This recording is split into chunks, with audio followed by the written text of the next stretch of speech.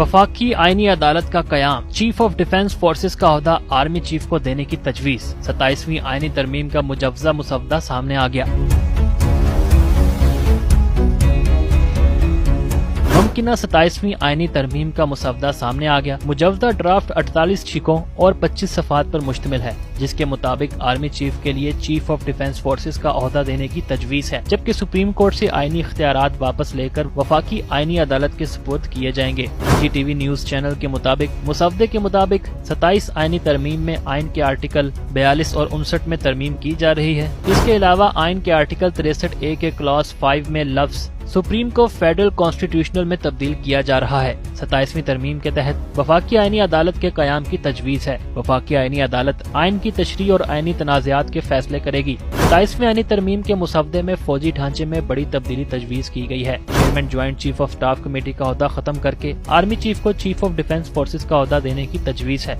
आईनी तरमीम के तहत फील्ड मार्शल और दीगर आला फौजी ओहदों को ताहयात दर्जा हासिल होगा।